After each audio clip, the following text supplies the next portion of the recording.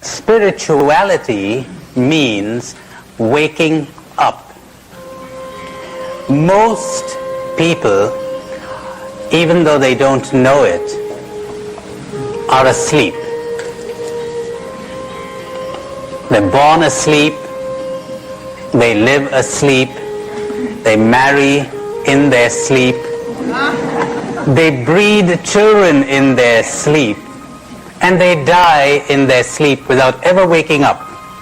They never understand the loveliness and the beauty of this thing that we call human existence. You know, all mystics, Catholic, Christian, non-Christian, they're all unanimous, no matter what their theology, no matter what their religion, they're all unanimous on one thing. And that one thing is, all is well. All is well. Everything's in a mess. And all is well. Strange paradox. But tragically, most people never get to see that. They never get to see that all is well because they're asleep. They're in a nightmare. You know, talking about sleeping reminds me, last year on Spanish television, I saw a nice little story. There's this elderly gentleman who knocks at the door of his son, who's fast asleep. He says, "Jaime, wake up." And Jaime says, "I don't want to get up, Papa." And the old man says, "Get up, you've got to go to school." And Jaime says, "I don't want to go to school." "Why not?" says the old man. "Because first, it's so dull. Second, the kids all tease me.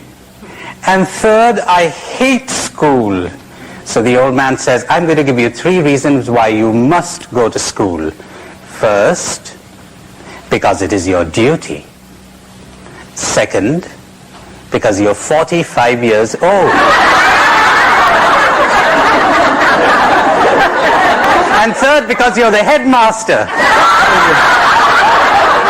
Gotta go to school. So, wake up! Wake up! You're grown up. You're too big to be asleep. Wake up. Stop playing with your toys. Most people tell you that they want to get out of kindergarten, but don't believe them. Don't believe them. All they want for you to do is to mend their broken toys. Give me back my wife.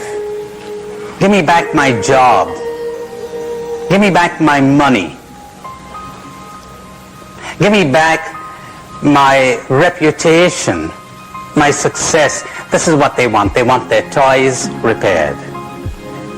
That's all. Now, even the best psychologists will tell you that. They'll tell you people don't really want to be cured. What they want is relief. A cure is painful. Waking up is unpleasant, you know. You're nice and comfortable in bed, and at least as long as you're asleep, it's irritating to be woken up. That's the reason why I told you the wise guru will not attempt to wake people up. I hope I'm going to be wise these days and make no attempt whatsoever to wake you up if you're asleep. None of my business. My business is to do my thing, to dance my dance. If you profit from it, fine. If you don't, too bad. As the Arabs say, the nature of the rain is the same, but it grows thorns in the marshes and flowers in the garden. Do you think I'm going to help anybody? Oh, no. I don't expect to be able to be of help to anyone. And I don't expect to do damage to anyone. If you're damaged, you did it.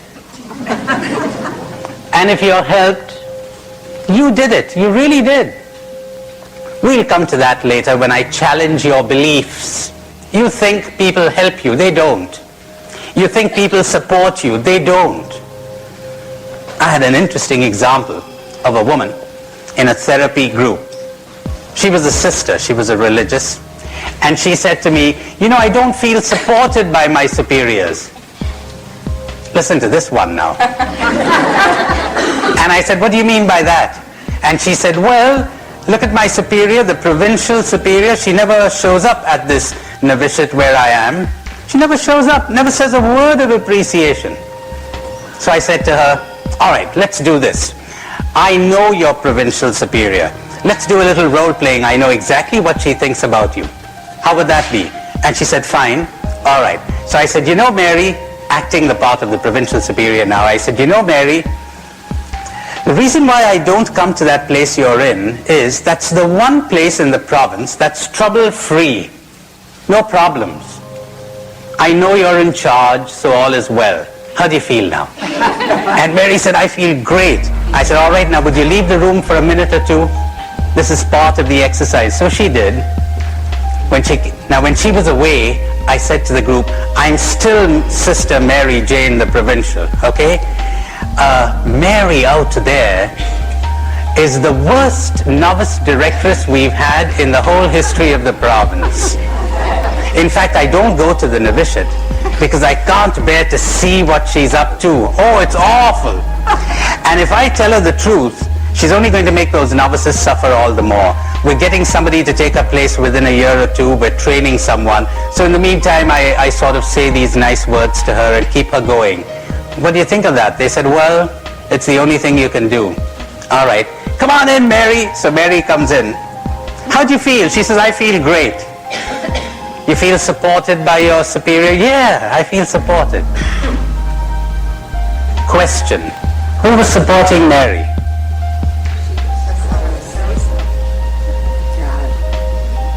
God, she says. Poor God, why did she drag him in now? That's good, that's right. All right. So poor Mary, there it was. She thought she was being supported.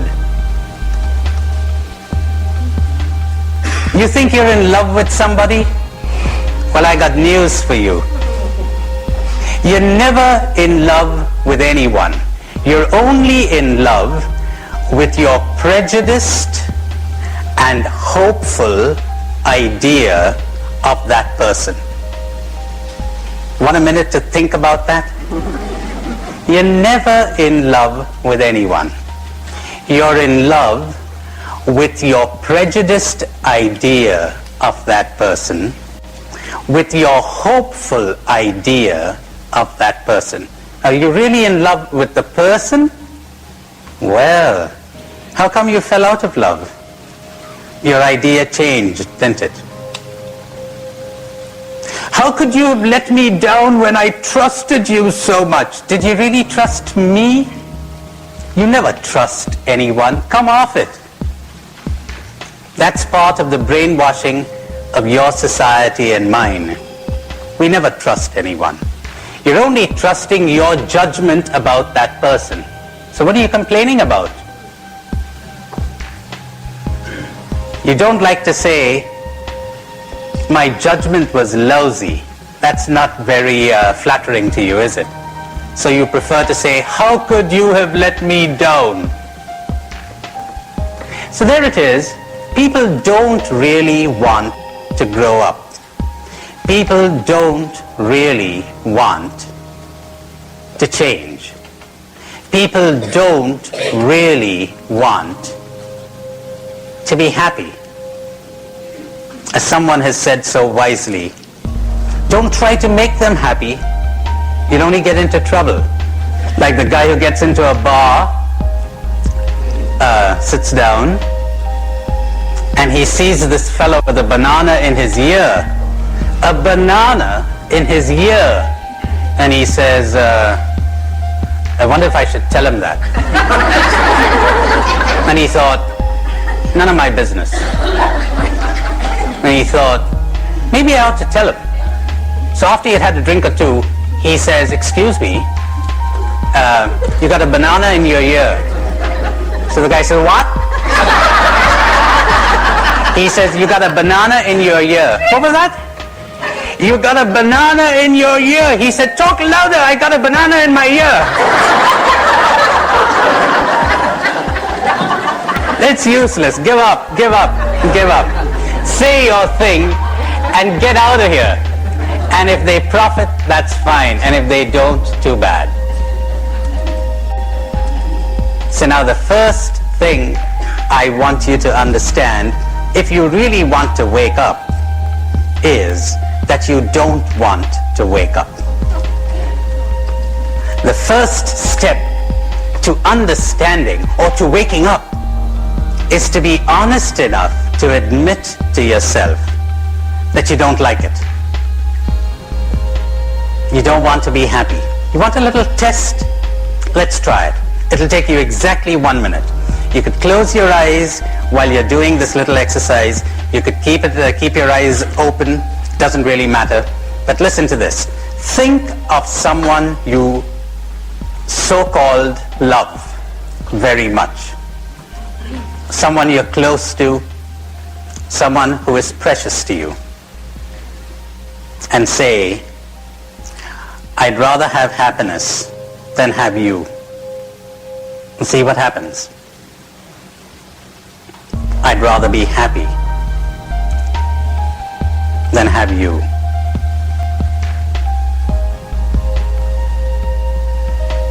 If I had a choice, no question about it, I'd choose happiness.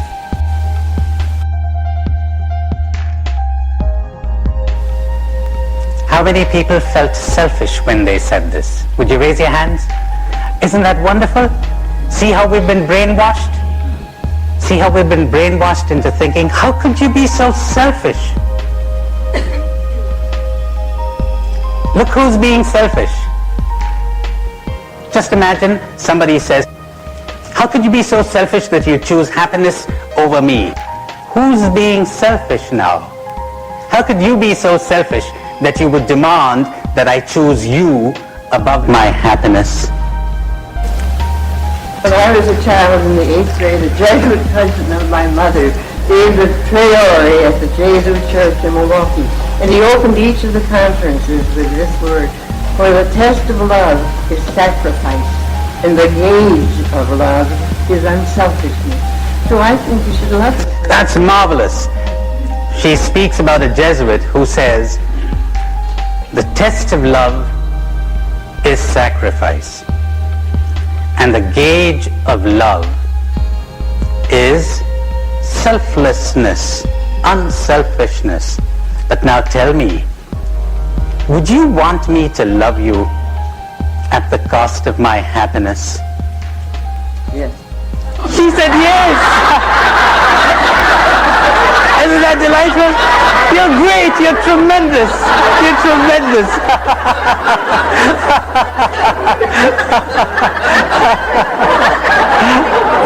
Now, what's your name? Claire. Okay, Claire. Now, wouldn't that be wonderful that you would love me at the cost of your happiness and I would love you at the cost of my happiness, and you got two unhappy people, but long live love.